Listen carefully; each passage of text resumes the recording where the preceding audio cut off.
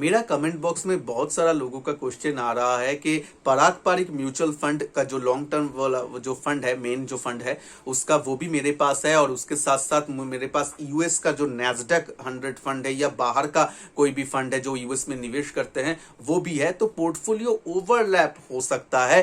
तो इसमें हमें क्या करना चाहिए? हमें निकल जाना चाहिए, दोनों ही फंड रखना है या फिर एक फंड रखना है? इसके साथ साथ और एक क्वेश्चन भी आता है, मान लीजिए बहुत सारा लोगों के पास एक्सिस म्यूचुअल फंड का है और उसके साथ साथ बहुत सारा अदर लार्ज कैप फंड भी है, तो उसमें भी पोर्टफोलियो का ओवरलैप होता है। तो हमें क्या करना चाहिए? तो इन जनरल पोर्टफोलियो जो ओवरलैपिंग का ये जो क्वेश्चंस रहता है और ये जो दुविधा रहता है, इसको इस वीडियो में मैं क्लियर करने का कोशिश करूंगा। नमस्कार दोस्तों, मैं हूं संजय और आप देख रहे हैं आपका चैनल संजय टॉक्स। तो चलिए शुरू करते हैं। देखिए, पोर्टफोलियो ओवरलैप या फिर स्टॉक ओवरलैप होना ये अपने आप में अच्छी बात नहीं है। थोड़ा सा परसेंटेज वाइज हम टॉलरेट कर सकते हैं, कुछ परसेंटेज वाइज जो मैं बोलूंगा वीडियो में, लेकिन अगर बहुत ज्यादा ओवरलैप हो गया, वो हमारा जो ओवरऑल हमारा पोर्टफोलियो का परफॉर्मेंस को हिट करता है और हम लोग बहुत ज्यादा कंसंट्रेटेड पोर्टफोलियो हो जाता है। हमें तो दिखता है कि हमारे पास 4 5 6 म्यूचुअल फंड्स है, लेकिन सभी लोग अगर सेम स्टॉक्स को लेके बैठे हैं तो वो सब स्टॉक जब गिरेगा तो हमारा ओवरऑल पोर्टफोलियो गिर जाएगा और हमें लगेगा कि हम डाइवर्सिफाइड है, लेकिन एक्चुअल में हम डाइवर्सिफाई नहीं रहते हैं। इसके लिए हम लोगों को चाहिए कि हर 6 मंथ में एक बार आप पोर्टफोलियो को रिव्यू जरूर कीजिए कि आपका पोर्टफोलियो में ओवरलैप कैसा है, आपका ओवरलैप ज्यादा तो नहीं चल रहा है। तो एक्चुअली क्या करना चाहिए, उसका सोल्यूशन के बारे में भी मैं इस वीडियो में डिस्कस करूंगा। पहले तो एकदम स्पेसिफिक एग्जांपल लेके काम करते हैं। मान लीजिए आपके पास पारंपरिक का है, जो फ्लेक्सी कैप, अभी नाम चेंज हो जाएगा, वो फंड आपके पास है। तो आप लोगों के पास क्या रहेगा? आप लोगों के पास रहेगा आपका गूगल का स्टॉक्स रहेगा, जो बाहर का मेन स्टॉक है। गूगल रहेगा, फेसबुक रहेगा, अमेजॉन रहेगा, एक्सेट्रा रहेगा। और उसके साथ साथ अगर आप यूएस का जो मोतीलाल ओसवाल का जो नैस्डैक 100 फंड है, वो भी अगर आप लेना चाहते हैं या फिर ले लिए हैं, तो आपके पास वो इंडेक्स में भी ये सब स्टॉक है, तो आपका ओवरलैप होगा। लेकिन देखिए, इस सिचुएशन में पर्टिकुलर एक एग्जांपल में आप वो उतना ओवरलैप तो ठीक है, जायज होता है, क्योंकि देखिए दोनों ही फंड डिफरेंट कैटेगरी को बिलोंग करते हैं।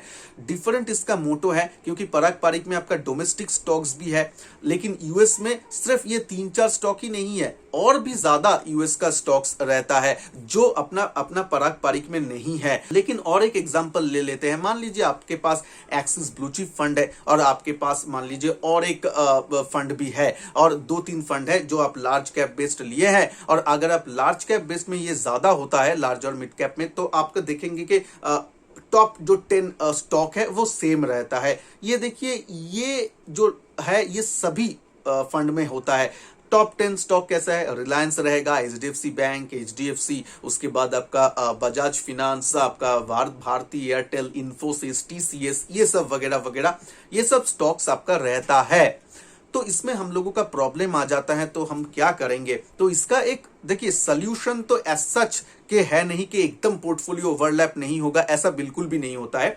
लेकिन हमें फंड को बहुत ही मेटिकुलसली चूज करना है। कैसे आप चूज करेंगे, मैं बोल देता हूं। देखिए, आप अगर एक पोर्टफोलियो बनाने जा रहे हैं, तो अपना पोर्टफोलियो में मतलब 3-4 लार्ज कैप फंड ले लिए, बिल्कुल भी नहीं।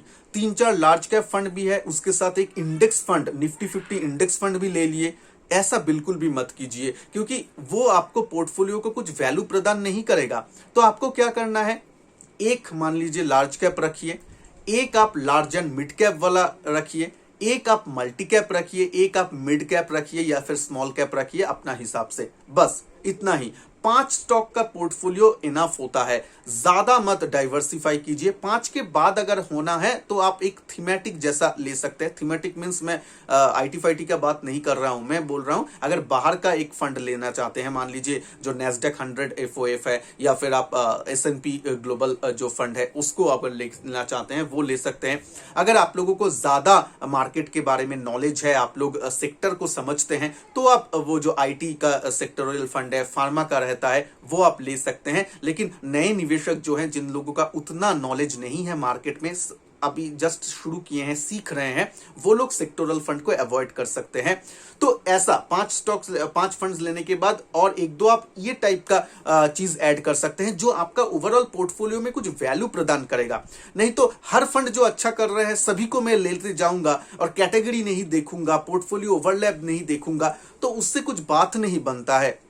और इंडेक्स फंड लेने के टाइम में भी आप लोग ये सोचिएगा, मतलब मेरे पास एक्टिवली मैनेज्ड फंड 5 है, मुझे अभी कुछ हवा चल रहा है कि चलो इंडेक्स फंड भी ले ले, तो इसीलिए हम इंडेक्स फंड भी ले लेते हैं लार्ज कैप वाला। तो ऐसा नहीं चलता है। अगर आप इंडेक्स फंड का ही पोर्टफोलियो बनाना चाहते हैं, मैं खुद भी इंडेक्स फंड का सपोर्ट में हूं, इंडेक्स फंड रखना चाहिए पोर्टफोलियो में, लेकिन उसको एक फिलर जैसा यूज करना है। मेरा एक वीडियो में मैं पिछले बार बोला हूं, मान लीजिए आपके पास एक लार्ज कैप वाला ज्यादा स्टॉक फंड है, तो आपको क्या करना है, तब निफ्टी 50 वाला फंड आपको नहीं लेना है इंडेक्स, तब आपको लेना है निफ्टी नेक्स्ट 50 वाला जो इंडेक्स है, या फिर मोतीलाल ओसवाल का मिड कैप 150 वाला भी एक इंडेक्स आया है, उसके ऊपर उसका फंड है, वो वाला फंड लेना है।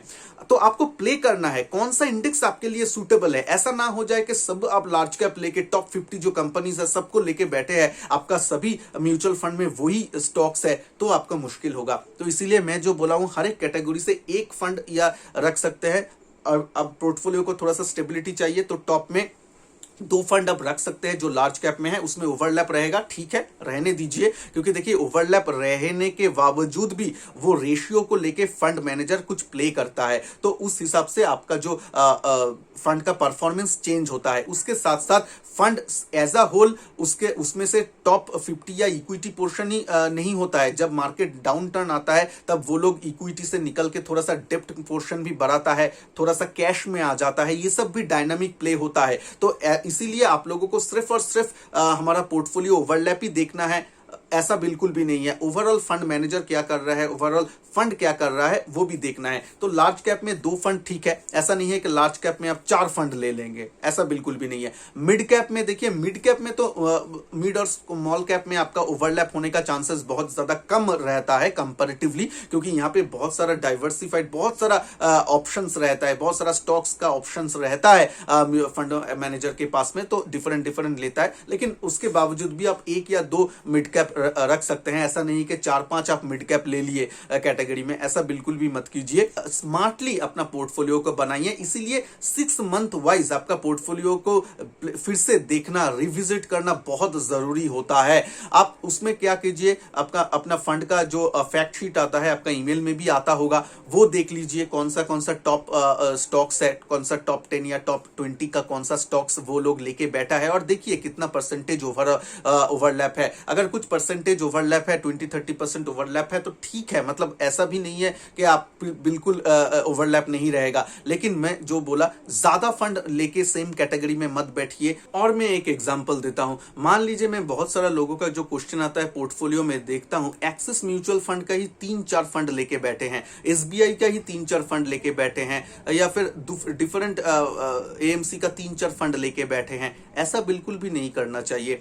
आपको एक म्यूचुअल फंड हाउस में से भी डाइवर्सिफाई करना है, क्योंकि म्यूचुअल फंड हाउस का भी थोड़ा सा प्रिंसिपल रहता है। कुछ म्यूचुअल फंड हाउस एक प्रिंसिपल को फॉलो करता है, दूसरा डिफरेंट प्रिंसिपल को फॉलो करता है। तो एक म्यूचुअल फंड से हाउस में से आप 1 या 2 फंड ले सकते हैं, लेकिन 4 फंड ले लिए एक ही म्यूचुअल फंड हाउस से या एक ही फंड मैनेजर से, वो रिस्क हो जाता है। मान लीजिए कल वो फंड मैनेजर अगर छोड़ के चला जाएगा तो आप क्या करेंगे। मुझे पता है कि एक्सिस ब्लू चिप फंड भी बहुत लोगों के पास है, सेम लोगों के पास एक्सिस मिड कैप भी है, एक्सिस स्मॉल कैप भी लेने का कोशिश कर रहे हैं, एक्सिस फोकस 25 फंड भी वो लोग पोर्टफोलियो में ऐड करके रखे हैं। जिन लोगों का अब जानते हैं, इसमें से जो मैं नाम बोला हूं, इसमें से 2-3 फंड सेम फंड मैनेजर का है।